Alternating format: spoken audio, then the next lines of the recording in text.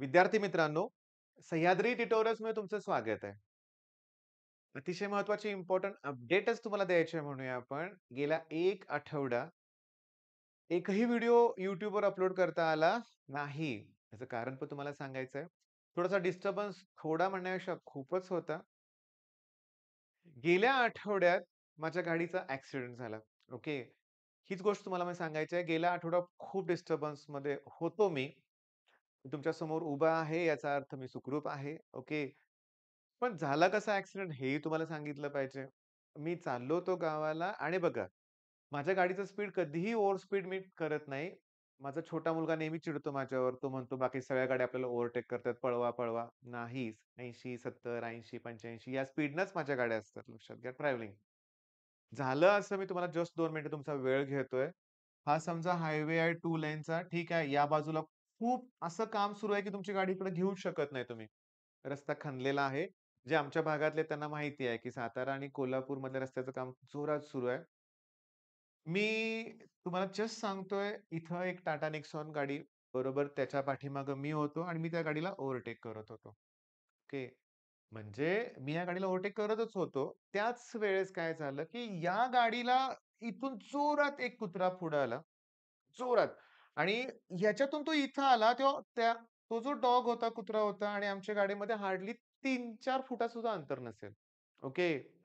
मी खूप घाबरलो होतो त्यावेळेस. मला अजून आठवतो तो क्षण आणि ब्रेक लावायला सुद्धा चान्स नव्हता मला. मी 2 गोष्टी करू शकलो असतो, की ह्या कुत्र्याला वाचवण्यासाठी मी गाडी जर लेफ्टला घेतली, तर ऑब्व्हियसली हिला जोरात धडक बसली असती आणि इकडं खणलेलं सगळं होतं.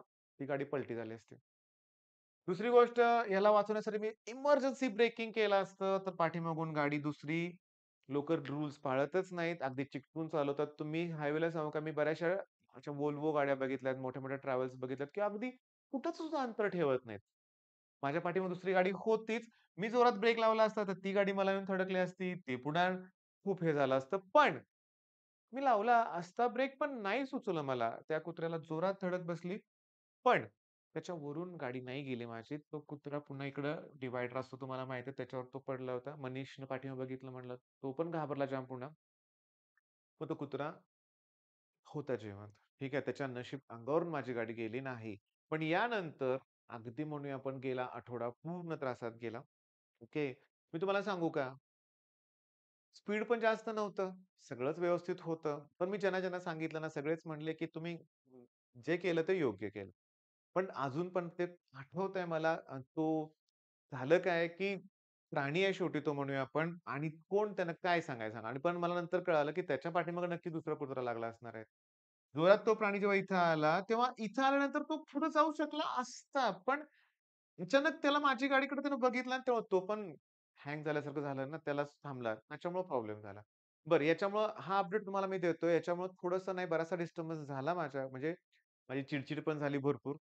क्लासमध्ये मी मुलांना भरपूर ओरडलो. बऱ्याचशा गोष्टी घडत गेल्या म्हणूया आपण गेल्या 3-4 दिवसात.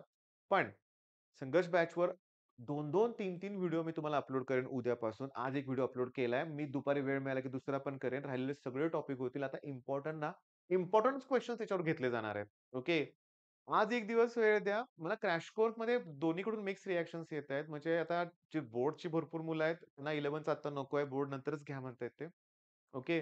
त्यांनाही मी रिक्वेस्ट काय केली बऱ्यापैकी, की सीरियसली आता 11चा देऊन उपयोग पण नाहीये. बरं 11चं मी नुसतं अपलोड करून ठेवू पण शकतोय. पण बोर्डच्या एक्झाम नंतर एक शेड्यूल दिलं तर ते फॉलो करायला त्यांना बरं पडेल. मग रिपीटर्स मुलं पण आपल्या क्रॅश कोर्समध्ये भरपूर आहेत. त्यांना एक रिक्वेस्ट आहे, की मी 12चा पोर्शन त्यात कंप्लीट केलाय ना बाळांनो सगळा. आता ह्या 10-15 दिवसात ना. 12चाच नुसता केला तुम्ही रिव्हिजन तरी छान होईल. ओके. तरी मला असं वाटतं, की बोर्डच्या एक्झाम मधले 10 दिवस मी तुम्हाला ना जेवढा 12वीचा पोर्शन झाला त्याच्यावरची मी टेस्ट अरेंज करून देईन. ओके. मग तेव्हा आजचा 1 दिवस मला वेळ द्या. संघर्षवरती व्हिडिओ अपलोड करायला सुरुवात केलेली आहे. राहिलेले सगळे टॉपिक त्यावर क्लिअर होतील. ओके. फोन कॉल रिसीव्ह पण नाही झाले माझ्याकडून हे पण मी मान्य करतोय. ओके. पण इथून पुढे सगळ्या गोष्टी चांगल्या होतील. हीच इम्पोर्टंट अपडेट तुम्हाला द्यायची होती मला. ओके. आता हा व्हिडिओ जास्तीत जास्त मुलांपर्यंत पोहोचेल. ओके. आईजवळ पोहोचेल माझ्या. तिला पण मी सांगितलं नव्हतं. पण ती प्रत्येक व्हिडिओ माझा बघते. तिचा कॉल आता हा येणारच आहे मला माहिती आहे. ओके. पण मी आहे व्यवस्थित. गाडीचंही फारसं नुकसान नाही झालं. स्पीडच कमी होतं म्हणून. तरी देखील मी तुम्हाला सांगू का, माझ्या एक गोष्ट लक्षात आलेली आहे, की रात्रीचा प्रवास करताना स्पीड तुमचं कमी असू दे, जास्त असू दे. अचानकच समोर आल्यानंतर काहीच आपण करू शकत नाही हे मला कळालं. मग तुमची गाडी कितीही सेफ असू दे, कितीही त्यात इमर्जन्सी ब्रेकिंगची फॅसिलिटी असू दे, ऑटो ब्रेकिंग असू दे, काहीही असू दे.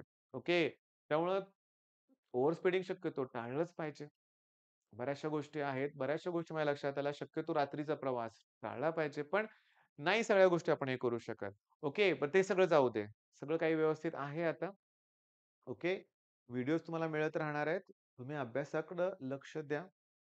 जेवढे जेवढे जमेल तेवढं मी कॉल बॅक नक्की करणार आहे. ओके. All the best.